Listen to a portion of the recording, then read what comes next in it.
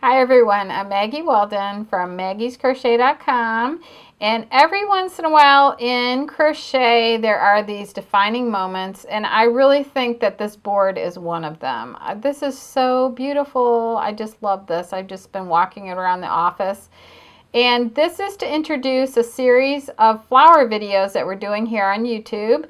And we're going to do videos on every single one of these flowers, and then there's going to be several other flowers also.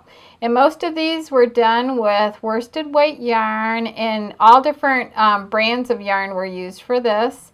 And I just think it's really beautiful. Look at this. And so it's a great way to use up scraps. And this one flower down at the bottom, let me see, I gotta go this way. The pink one here, I made it big enough so you could actually put like a little votive candle in the middle. And you could use these like to decorate scarves or hats or just anything, placemats, anything. I just love these things. So anyway, well, we're going to take you to a close-up lesson, and Christina is going to show you how to make the flowers. And please, please, please subscribe to our channel and like and share our videos because it really helps us out a lot. Thanks a lot for watching. Hey everybody, it's Christina from maggiescrochet.com, and today I'm going to be showing you how to make this sweet little violet flower. This is fairly easy. Now this one here was made using a sport weight yarn. That's a number 3 bulkiness and a size G hook. I'm going to be using a worsted weight yarn today. It'll be a little easier for you to see what I'm doing, and I'll also make the flower turn out a little bit bigger. You can certainly vary the bulkiness of your yarn depending on what size flower you want to end up with. But no matter what size yarn you're using, you'll start by taking it on your hook with a slip stitch, or slip knot rather, and you'll chain 4 for your foundation chain. And the second chain from the hook, so skip that first one, here's the second one, you'll work a single crochet and then a single crochet in each chain across. So at the end of row 1, I'll have 3 single crochets.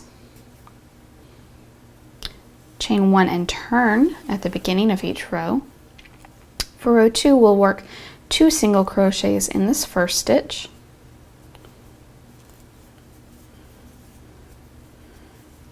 one in the next one, the one there in the middle, and in the last stitch we'll work another 2 single crochets, so that at the end of this row we've increased to 5 stitches. 1, 2, 3, 4, and 5.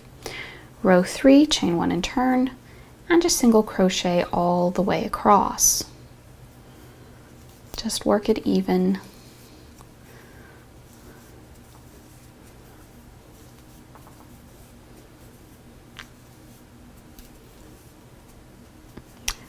Row 4, so the last row, there's only 4 rows to this.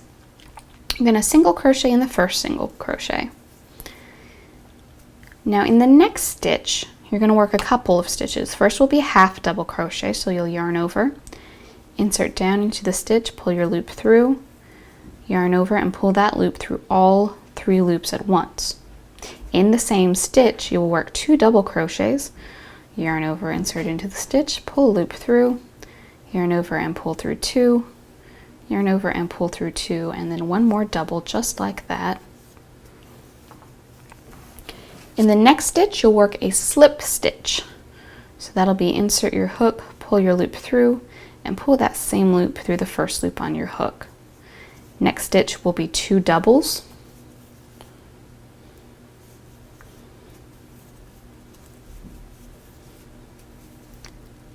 And a half double, kind of the reverse of what we did earlier on in the row.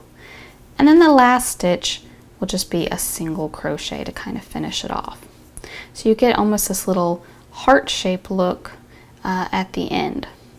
So that's 1 petal. At this point you can finish off and weave in your ends. You'll make a total of 5 petals per flower.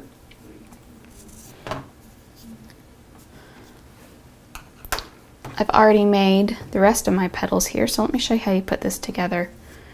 You'll just kind of take the petals and you can either glue them or depending on what you're attaching them to, if you just want to pin them right on there.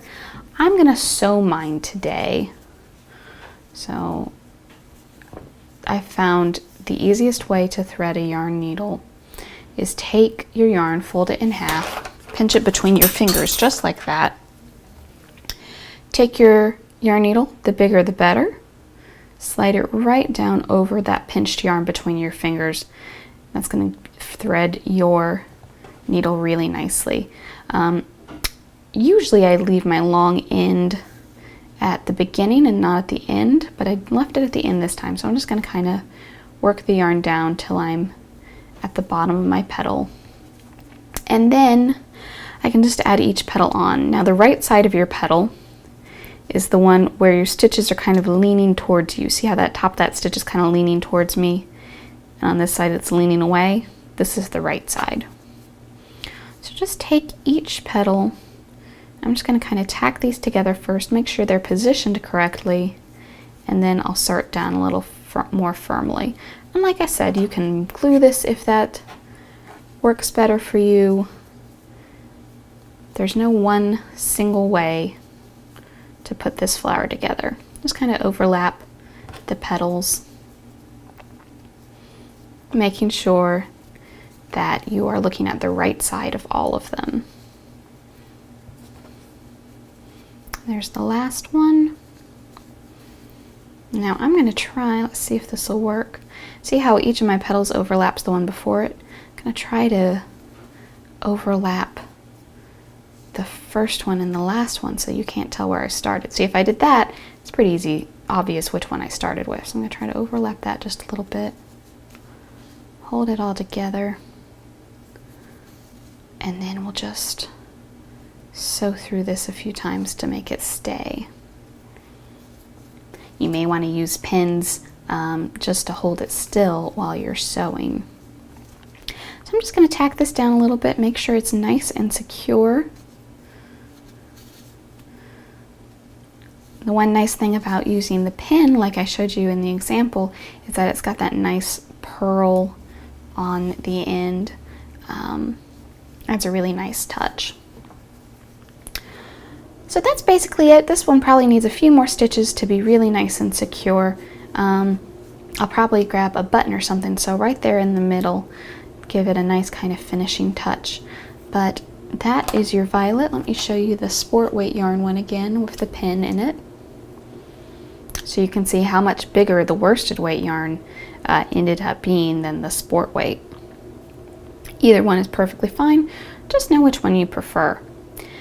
I hope this video has been helpful to you. If you've got any questions, please leave them in the comments below. And you can find the pattern and the materials you need down in the description. Thanks for watching.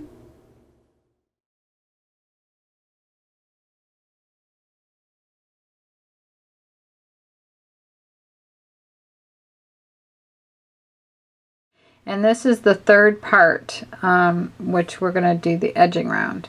So at the end of row 13, so what that is to just go between these two shells and go into that space right there and work a single crochet like that.